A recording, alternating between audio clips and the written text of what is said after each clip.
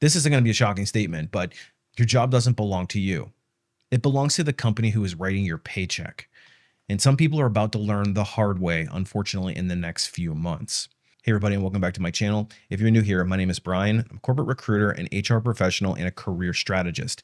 And I've made it my mission to demystify how careers and jobs work in major corporations. So if this kind of content interests you, make sure you hit the subscribe button. And while your job may not belong to you, your career does. And isn't it time to start taking back control from these companies who pull these kinds of shenanigans? So if you're tired of not holding any of the cards in the employment arrangement, I've actually made a free webinar for you to check out where I teach you exactly how to start reclaiming control and acting like the CEO of your career. And while it's free, it is a bit of a commitment, but don't you think your career is worth it? I will leave a link in the video description below. So in case you haven't heard, Paramount, the entertainment company, has announced a major layoff of 2,000 to 3,000 people. The biggest issue is that it's happening probably the worst possible time, in November, right before the holiday season. So apparently they went through a merger recently with Skydance, some other company in the entertainment space. And as part of this merger, a new leadership team was installed. Sure enough, one of their first activities is to cut cost. And who do they look at first? That's right, the employees. And this media giant is targeting early November for what insiders are calling a corporate bloodbath. And the newly installed CEO, Jeff Shell, has instructed his managers to start building what they call, and this is so bad, his kill lists of who is going to be impacted by these terminations or these layoffs. And they actually use this term in the article. I'll leave a link for it down below, but you can read it yourself. What they're determining is who's going to be on this layoff list. They're actually calling it a kill list. And I don't know if they meant that to slip out or what the case might be, but nonetheless, that is horrible optics for the people who are sitting around wondering what's going on. Now, there are a few things that I want to point out here. First thing is, anytime that there is new corporate leadership that comes in, whether it's a new CEO, whether it's a merger and acquisition, especially if there's private equity involved, you have to look at that as a major red flag, a major warning sign that they are likely going to come in and start looking at costs. And if you're not an obviously mission critical player on the team, you're likely going to be scrutinized and your job is at risk. And I've seen this happen too many times to count. When there is a new corporate leadership team that comes in, they love to look at corporate structure, bringing in their own thoughts and ideas. And one of the first things that they always look at is headcount, who's allocated where, who's who in the zoo, so to speak. And then they start making major cuts. And oftentimes they don't even know who you are. So if you have to meet with like the Bobs, I'm sure we all know about the Bobs, but if you have to meet with the Bobs, you can expect they're not trying to figure out where they want to place you in the organization. They're figuring out if they even need you. And in fact, they're probably looking at the very skeptical eye, not we want to try to retain you and figure out if you're a good fit for this organization, but rather we're trying to determine if we even need your services. And unfortunately, this completely tracks with what's going on at Paramount. New leadership team comes in. The first thing that they decide to do is cut a whole bunch of jobs. And I think that their total number of employees is something like 19,000, although I could be mistaken, so don't quote me on that.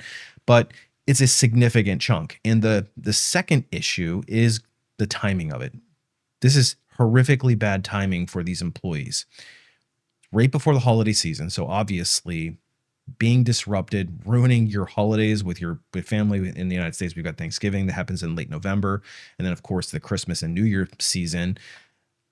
Nothing more joyful than starting the holiday season with this complete stress and not knowing whether or not you're going to keep your job. And then for a lot of people being laid off, the people who are affected are going to find it to be particularly difficult because all these people are flooding into the market at the same time, especially in certain geographic regions if a lot of these employees are sitting in a certain area.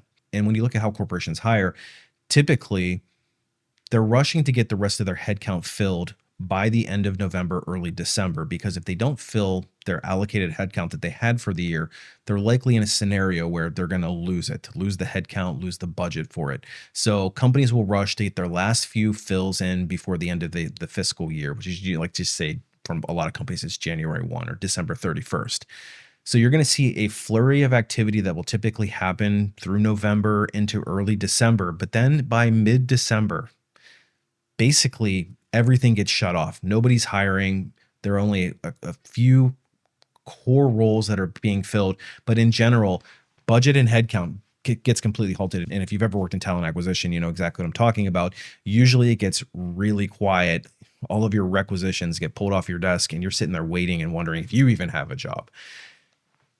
Generally speaking, over the holiday season, over from Christmas through, I would say the first, second, third, maybe even third weeks of January, nothing is getting done. They're doing all of their forecasting, their budgeting, and very few roles are getting filled in early January. But then once you start getting into February, that's when things start to pick back up again and hiring resumes.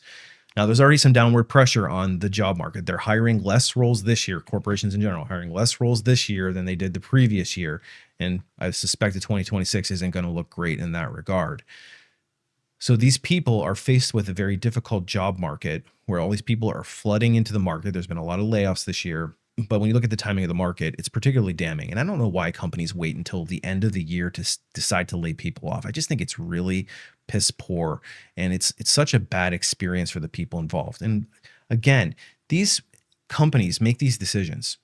They merge and they have these mergers, these acquisitions.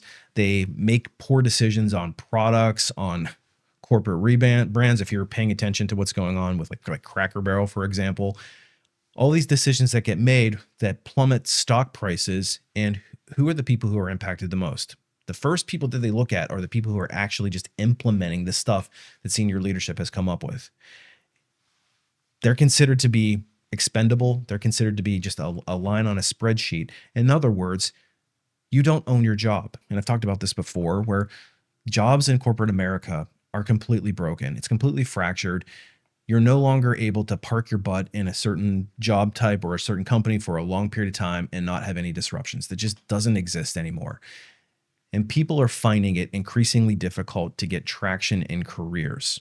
Every time they seem to get one step ahead, they get knocked 2 pegs down, and then this whole cycle keeps on repeating. And it's really frustrating. And I have sensed the frustration. I hear about it from people who are in my like when they reach out to me for coaching sessions. Corporations have made it so adversarial. And I don't really want the purpose of this channel to be like, I'm not an anti-work channel. I know sometimes I come across as being heavy-handed when it comes to corporations, how they behave poorly. But on the same token, I also want people to be accountable as well. So it's like, how do we coexist in this space? And corporations are just making it so difficult to coexist and have successful careers. The only solution that I found is to reclaim control in my career, to become my own CEO, to start treating my career like it is a business of one. Even if you're working for a corporation, to be very clear, this does not mean that you need to go off and start a business, but rather you need to look at your career as a business and start operating with your best interest as the top priority. Now, this doesn't mean that you do poor work or are not committed to your job, because there's a difference between loyalty and dedication. I'm dedicated to the companies that I work for. I do good work when I'm working there, but I'm loyal to myself first and foremost. And that means that I'm making the decisions that are in my best interest. And it doesn't mean that I'm kicking over planters when I decide to leave an organization. I'm doing everything very calculated, and I have a very strict strategy that I follow. I'm not doing anything by winging it or just doing it through emotions. Everything that I do is very specific, very intentional. I think intentionality is the key word. And I think that so many people just approach their career by winging it, and that just does not work anymore in today's job market. And I think that that's a big adjustment for people, especially folks who are in the older generations who have worked successfully in organizations and have maybe not been on the open market for a long period of time. I suspect some people at Paramount have been there for a long period of time and haven't experienced the job market in the last 5 years. The job market has changed. Companies are very short-sighted. It is a very transactional relationship at this point, whereas it used to be long-term dedication. Didn't mean that there weren't layoffs, didn't mean that there weren't people who got terminated, etc. But in general, companies looked a little longer term. But in today's job market, that just doesn't exist anymore. So you have to place your own interest first and foremost. But unfortunately, I don't think that we're going to see the end of these layoffs. At least people at Paramount have, a couple of months to get ready for it.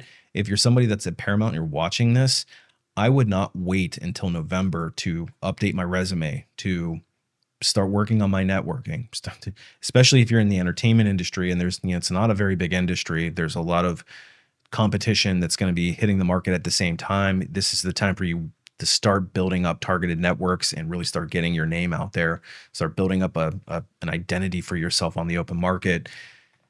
Even if you're not affected by it, again, anytime that there's a new company leadership that comes in, the companies get acquired, you get new bosses, like senior level leaders. I'm not talking if you get an immediate boss, which is still a risk, but I'm talking about the senior leaders of organizations, like the C-suite level. If a new boss comes in, you need to take that very seriously as a red flag. I've seen it so many times where a new senior leader, and this is especially true if it's an HR person, if it's a CHRO comes in, I've seen organizational a restructuring happen so frequently. It's almost like a guarantee that there'll be some restructuring going on. So just take it seriously and get a little bit in front of it now while you can, because people who are not paying attention, thinking that they're safe, are going to find out the hard way, and you're going to be behind the 8 ball. And this is kind of just a reality check for all of us. If you're working a job, even if you just landed it a month or two ago, it's still worth you always treating your career like you are a business of one. Keeping things updated does not mean that you want to job hop or be a short-termer or not do good work for the company that you're working for, but just you can't just settle into comfort anymore. The reality is the job market has changed. So I think we're going to see a continuation of this type of activity, short-term or more short-term assignments or more short-term mentality or thinking by employers. You could deliver amazing results December 1st. In January 1, you're no longer needed. You're no longer part of the team. You could even win an award for best employee of the year. And then January 1, it's a new year, new leader, new strategy, and you could find yourself on the outside looking in. So we have to make sure that we are operating from a position of strategy and strength. It's time to start reclaiming control in your career.